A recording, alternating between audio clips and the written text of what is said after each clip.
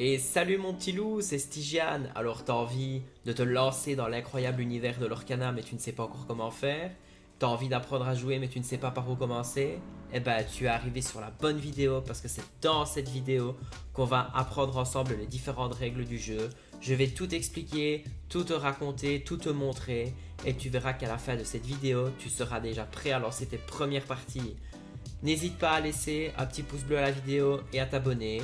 On va apprendre tout ça ensemble. C'est parti mon loulou. Alors, le premier point qu'on va aborder ensemble, c'est l'univers du jeu. Alors, dans l'Orcana, il faut savoir que vous incarnez un illumineur ou une illumineuse et que votre objectif dans la partie va être de récolter 20 éclats de l'or. Une fois que vous avez réussi à récolter tout ce l'or, vous remportez la partie. Alors, il faut savoir aussi que dans l'Orcana, il y a ce qu'on appelle des glimmers. Alors, les glimmers, ce sont en fait les cartes. Et il existe plusieurs types de glimmers. Alors, on va les découvrir ensemble et vous allez voir que c'est assez explicite. Alors, la première catégorie de glimmers que nous avons, première carte que nous avons, ce sont les personnages. Alors, comment est-ce qu'on reconnaît que c'est un personnage? Parce que sur les cartes, il y a la force et la volonté. Il y a aussi les objets. Alors comment est-ce que je sais que c'est un objet? C'est écrit ici, objet. Et sur les objets, il y a des effets qu'on peut réaliser. Ensuite, il y a les lieux. Alors, on sait que c'est un lieu parce que c'est écrit dessus, à cet endroit. Et vous verrez que les lieux, il y a des interactions à faire avec les personnages, mais vous verrez ça plus tard dans la vidéo, quand je montrerai comment on utilise chaque type de carte. Les actions, on reconnaît que c'est une action parce que c'est écrit ici. Et pareil, les actions, on les joue et on réalise ce qui est marqué sur la carte. Les actions chansons, donc ça c'est une catégorie de cartes actions un petit peu spéciale, car en fait les chansons peuvent être chantées par les personnages, mais on y reviendra plus tard. Donc ici, comme vous le voyez, il y a 5 catégories de cartes. Les personnages, les actions chansons, les actions, les lieux, qui ne sont pas dans le même sens que les autres cartes, et les objets. Maintenant qu'on a vu ensemble les différents types de cartes qu'il y a dans le jeu, on est enfin prêt à construire un deck. Alors comment est-ce que tu peux construire ton deck? C'est simple. Déjà, il faut savoir qu'un deck c'est un paquet de cartes et ça se présente sous cette forme. Pour le construire, tu as besoin de deux choses. Première chose, tu dois avoir des cartes à mettre dedans et il t'en faut minimum 60. Tu ne peux pas en avoir moins. Par contre, tu peux en avoir plus. Deuxième chose aussi qu'il faut savoir, c'est que on ne peut pas avoir plus de 4 fois la même carte dans le deck. Par exemple ici, glace à l'eau, qui est un objet, je peux l'avoir 4 fois dans mon deck. Si je la joue 5 fois, mon deck n'est pas valide et je ne peux pas jouer avec. Alors, autre chose aussi qu'on n'a pas encore abordé, c'est le système d'encre. Dans l'Orcana, il y a 6 encres. Elles vont s'afficher à l'écran, l'ambre, l'améthyste, le rubis, le saphir, l'émeraude et l'acier. Il y a donc 6 couleurs, 6 encres. Pour construire ton deck, tu peux en choisir une ou maximum 2. Tu ne peux pas en prendre plus. Donc tu as le droit de faire des combinaisons de couleurs différentes, mais tout en gardant en tête que tu ne peux en utiliser que 2, ou alors une. Une fois que ton deck est prêt, tu peux commencer à jouer. Du coup, tu trouves un autre illumineur ou une autre illumineuse et tu peux commencer à faire une partie. Alors, comment est-ce que ça se passe au niveau de la main de départ? Alors, pour commencer, au niveau de la main de départ, on doit démarrer avec 7 cartes en main. On pioche 7 cartes de son deck après l'avoir mélangé. Et il y a une chose aussi importante à savoir dans l'Orcana, c'est que tu as le droit de faire un mulligan. Alors qu'est-ce que c'est faire un mulligan? C'est prendre des cartes qu'on a dans sa main, les mettre sur le côté et repiocher le même nombre de cartes qu'on a remises de son deck. Ensuite on remet les cartes qu'on avait enlevées de sa main dans son deck, on mélange et on peut continuer à jouer. Par exemple ici, moi je veux remettre cette carte, Peter Pan, et je veux remettre Gaston. Voilà, je les mets sur le côté, je pioche 2 nouvelles cartes et les cartes qui sont ici, donc que j'ai enlevées de ma main pour faire mon mulligan, je les remets dans mon deck, je mélange et je peux remettre mon deck sur le côté. Alors, dans l'Orcana, pour pouvoir jouer les cartes qu'on a en main, on doit utiliser ce qu'on appelle l'encre. Alors, qu'est-ce que c'est l'encre? L'encre, c'est un petit peu la magie qu'on utilise pour pouvoir peindre les cartes. Alors comment est-ce que je fais pour avoir de l'encre? C'est simple. Quand on regarde les cartes ici, par exemple si on prend ce magnifique Flotsam, on regarde qu'il coûte 3 d'encre. Comment je le sais? Parce que en haut à gauche de son illustration, il y a un petit 3 qui est mis dedans ce qui signifie que pour pouvoir le jouer, il me faut 3 d'encre.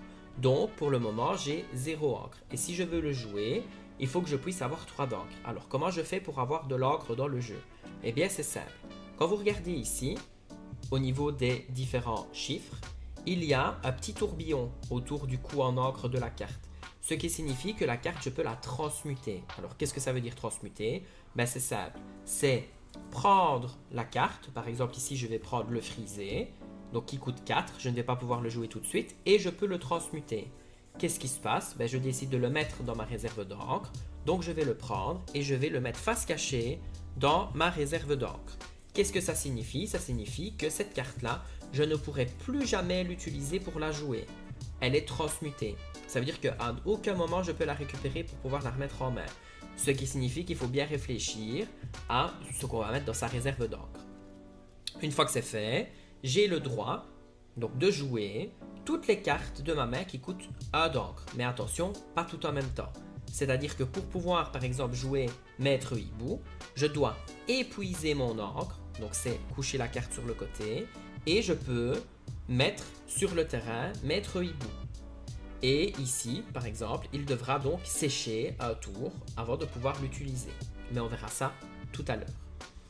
Alors, si je veux par exemple pouvoir jouer ce Flotsam, il faut que j'aille 3 cartes dans ma réserve d'encre.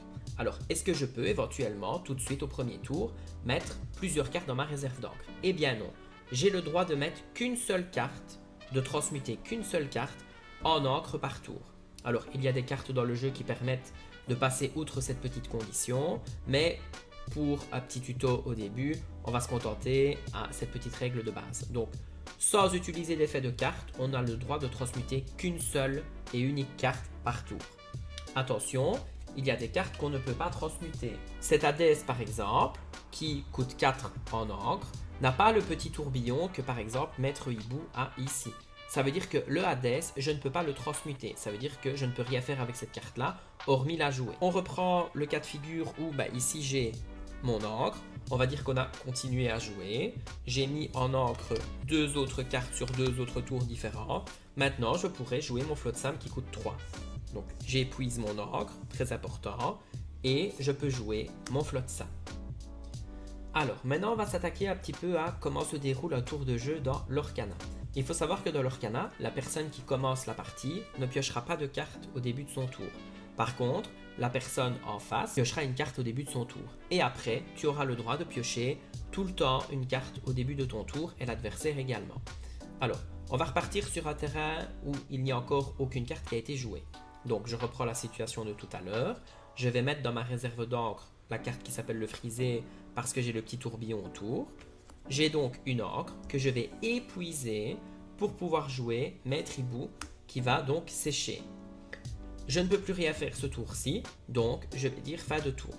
La personne en face va faire son tour et puis ça va devenir mon tour de jeu. J'ai le droit de faire plusieurs choses au début de mon tour. Alors première chose, je dois redresser toutes les cartes qui ont été épuisées. Donc ici j'ai ma réserve d'encre qui est épuisée, je peux la redresser. Si j'avais eu un personnage qui avait été mis épuisé, j'aurais pu le redresser également. Ensuite, je pioche une carte parce que c'est le début de mon tour et je peux continuer à jouer.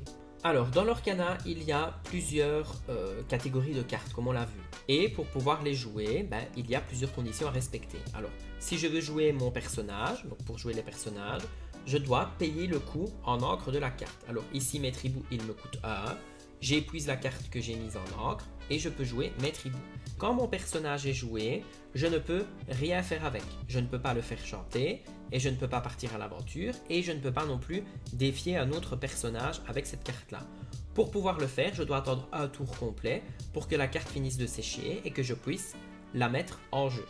Alors, on va partir du principe qu'ici, du coup, elle est mise en jeu et j'ai redressé ma réserve d'encre. Donc ici, on a joué un personnage. Pour jouer les objets, c'est un peu le même principe. Par exemple, ici, glace à l'eau, c'est un objet, donc, parce que c'est marqué ici, il me coûte 1 d'encre, j'ai 1 d'encre, je peux donc épuiser mon encre et je peux jouer glace à l'eau, qui est un objet. Alors par contre, contrairement au personnage, les objets, j'ai le droit de utiliser leur effet tout de suite. Ça veut dire qu'ici, lorsque je joue cet objet, je peux piocher une carte. Alors maintenant j'aimerais bien jouer une carte action. Alors j'aimerais bien du coup jouer improviser qui est une carte action. Qui me dit que je peux choisir un personnage, lui donner A de force pour le reste de ce tour et puis je peux piocher une carte. Pour la jouer c'est très simple, c'est comme les personnages et les objets. Je dois regarder le nombre d'encre que ça me coûte, ça m'en coûte une. J'épuise A d'encre et je peux jouer mon action et l'effet, je peux le réaliser tout de suite. Et alors après elle va dans ma défausse. Alors du coup je choisis mes tripoux qui gagne un point de force, il passera à 3 et je peux piocher une carte. Ensuite nous avons les actions chansons. Alors ça ce sont des cartes actions principalement. Ça veut dire que je peux payer 2 d'encre pour la jouer et réaliser l'effet. Mais je peux aussi faire chanter un personnage qui coûte 2 ou plus pour pouvoir chanter cette chanson gratuitement. Alors ici ce n'est pas le cas, j'ai mes tripoux, donc je dois soit payer 2 d'encre pour pouvoir la jouer comme une carte action classique, ou alors je dois avoir un autre personnage, comme par exemple Judiops, en épuisant mes 3 d'encre, en jouant Judiops pour la faire sécher. Donc ça veut dire quoi encore? Ça veut dire que je ne peux pas chanter avec elle tout de suite. Donc je ne peux pas tout de suite lui faire chanter « Crois-moi, j'ai vu pire ». Je dois attendre un tour, la mettre en jeu, et gratuitement, je vais épuiser Judiops, ça veut dire que je la mets sur le côté, et je peux lui faire chanter « Crois-moi, j'ai vu pire » et réaliser l'action gratuitement, sans avoir dépensé de l'encre. Alors ensuite, j'ai une autre catégorie de cartes, ce sont les lieux, comme on a vu tout à l'heure. Alors par exemple, pour jouer le manoir d'enfer, je dois payer 1 d'encre, c'est écrit ici. Je paye 1 d'encre et je peux jouer le manoir d'enfer. Alors sur les lieux, il faut regarder plusieurs choses. Première chose, il faut regarder la défense du lieu. Ça veut dire qu'ici, elle a 4 de volonté. C'est comme les personnages, ça veut dire que pour pouvoir bannir cette carte, il faut lui affliger 4 de dégâts. Ensuite, je dois regarder combien je peux gagner de l'or ici avec cette carte-là. Comme par exemple ici, mes tribus, je peux gagner 1 de l'or. Judiops, je peux gagner 2 de l'or. Et ici, le terrain, je peux gagner 1 de l'or. Vous allez voir qu'on ne les gagne pas forcément de la même manière. Mais j'expliquerai ça un petit peu plus tard dans la vidéo. Et j'ai une autre valeur sur la carte qui est le 1.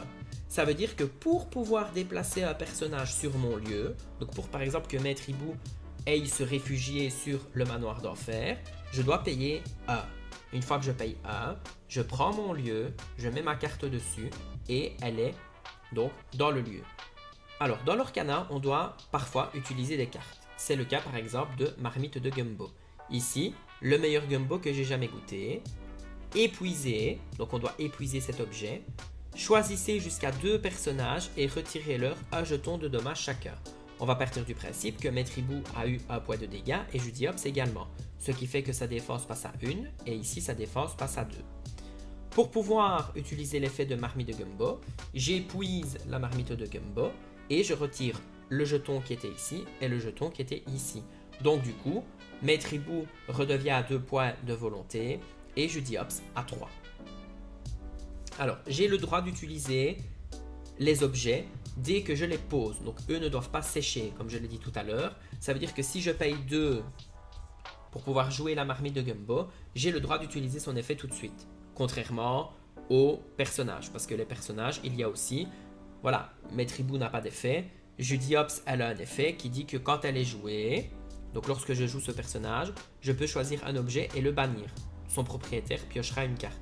Ça veut dire que si je paye 3 pour jouer Judiops, je la joue, elle doit sécher, mais par contre son effet s'activera tout de suite. Ça veut dire que j'ai le droit de choisir un objet et le bannir, et le propriétaire de l'objet piochera une carte. Mais par contre, si j'ai un effet qui dit épuiser cette carte pour réaliser telle action, je ne peux pas le faire tout de suite parce que le personnage doit sécher.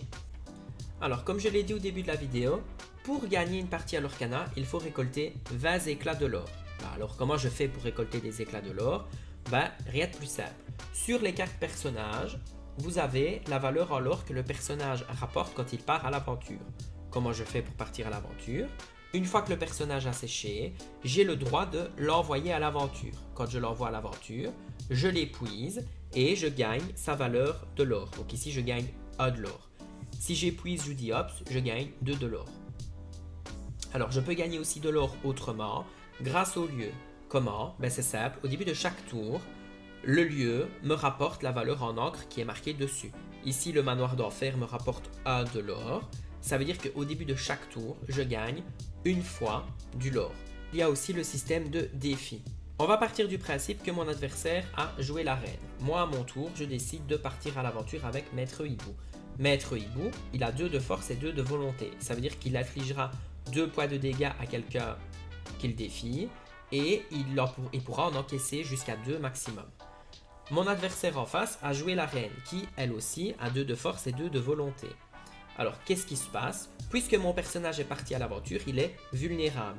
Ça veut dire que mon adversaire peut le défier. Alors, comment il peut faire?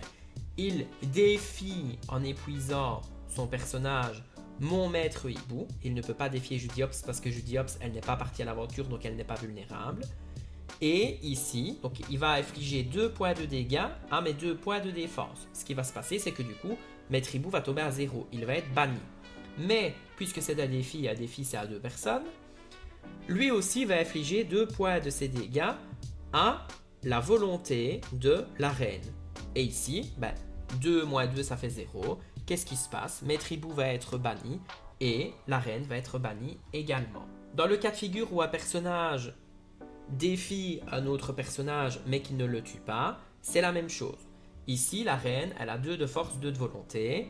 Elle va aller attaquer Judiops qui elle a 2 de force et 3 de volonté. Ça veut dire qu'elle va mettre 2 points de dégâts dans la volonté. Elle va tomber à 1 point de volonté, 1 point de défense. Et elle va infliger 2 points de ses dégâts à la volonté de la reine. Par contre, ici, la reine va tomber à 0 et la reine, elle, va être bannie.